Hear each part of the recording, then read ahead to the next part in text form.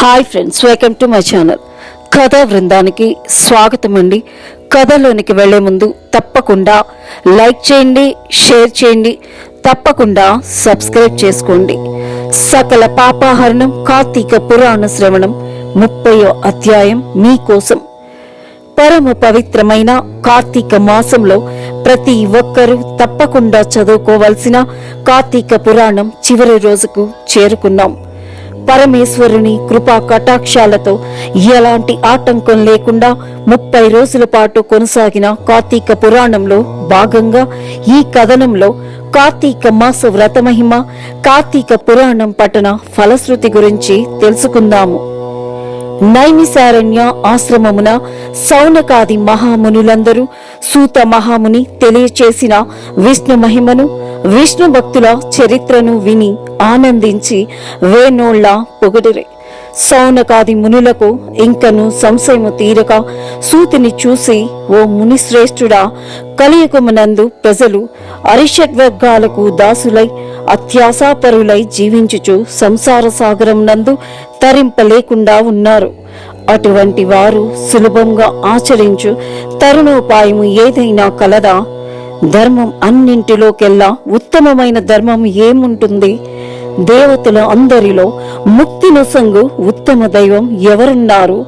ప్రతి క్షణం మృత్యు వెంటాడుతున్న మానవులకు సులభంగా మోక్షం పొందే ఉపాయం ఏముంటుంది? మా ఈ సందేహాలను తీర్చవలసిందిగా ప్రార్థిస్తున్నాము అని వేడుకుంటారు. అప్పుడు సూతుడు సౌనకాది మహామునులు చూసి, ఓ మునులారా, మీకు కలిగిన సందేహాలను అందరూ తెలుసుకోదగినవి. కలియుగమునందు మానవులు మందబుద్ధులై క్షణిక సుఖముతో కూడిన సంసార సాగరమును దాటుటకు మీరు అడిగిన ప్రశ్నలు మోక్ష సాధనములు కాగలవు. కార్తీక వ్రతం చేయటం వలన యజ్ఞ యాగాది క్రతువులు చేసిన పుణ్యము, దాన ధర్మ ఫలము కలుగుతుంది. కార్తీక వ్రతం శ్రీమన్నారాయణుడికి ఎంతో ప్రీతికరమైన వ్రతం.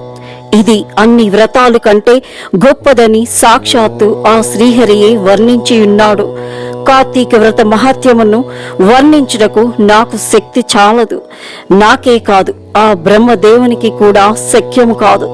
అయినను నా శక్తి మేరకు ఈ వ్రత మహత్యమును వివరించటానికి ప్రయత్నిస్తాను. కార్తీక మాసంలో ఆచరించవలసిన పద్ధతులను చెప్పుతున్నాను, శ్రద్ధగా విను. కార్తీక మాసంలో సూర్య భగవానుడు తులారాశి యందు ఉన్నప్పుడు శ్రీహరి ప్రీతి కొరకు మనకు ముక్తి కలుగుటకు తప్పనిసరిగా నదీ స్నానం చేయాలి. దేవాలయానికి వెళ్లి హరిహరాదులను పూజించాలి. తన శక్తి కొలది దీపదానం చేయాలి. ఈ నెల రోజులు శుచి అయిన భోజనాన్ని తినాలి. అపరిశుభ్రమైన స్నానం చేయకుండా వండిన పదార్థాలు తినకూడదు. రాత్రిపూట ఆవు నేతితో శివాలయంలో గాని వైష్ణవ ఆలయంలో గాని దీపారాధన చేయాలి. ప్రతిరోజు ఉదయం సాయంత్రం పురాణ పఠనం చేయాలి.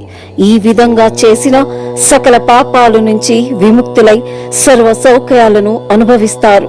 కార్తీక వ్రతమును చేయుటకు శక్తి ఉండి కూడా చేయని వారు, ఇతరులు చేస్తుంటే ఎగతాళి చేసేవారు, వ్రతం చేసేవారికి ధన సహాయము దొరకకుండా అడ్డు తగిలేవారు కూడా ఇహలోకములో అనేక కష్టాలను పొంది అంత్యమున నరకమునకు వెళతారు, హింసలు పాలవుతారు.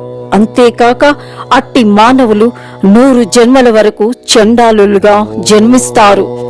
కార్తీక మాసంలో కావేరి నదిలో గాని, గంగా నదిలో గాని, అఖండ గౌతమి నదిలో గాని స్నానం చేసి నిష్ఠతో వ్రతం చేసేవారు శాశ్వత వైకుంఠాన్ని పొందుతారు. సంవత్సరములో వచ్చు అన్ని మాసముల కన్నా కార్తీక మాసం ఉత్తమమైనది, ఎంతో ఫలదాయకమైనది.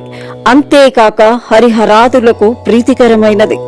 పుణ్యాత్ములకు మాత్రమే కార్తీక వ్రతం చెయ్యాలని కోరిక కలుగుతుంది. దుర్మార్గులకు కార్తీక మాసమన్నా కార్తీక వ్రతమన్నా అసహ్యం కలుగుతుంది.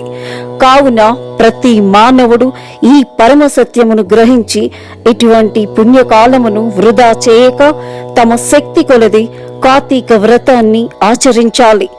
మొత్తము నెల రోజులు చేయలేని వారు కార్తీక శుద్ధ పౌర్ణమి రోజునైనా వ్రతాన్ని చేసి పురాణ శ్రవణం చేసి రాత్రంతా జాగరణ చేసి మరునాడు ఒక బ్రాహ్మణుడికి భోజనానికి పిలిచి అతనిని దక్షిణ తాంబూలాలతో సత్కరించిన ఎడల కార్తీక మాసం మొత్తం వ్రతం చేసిన ఫలితం కలుగుతుంది.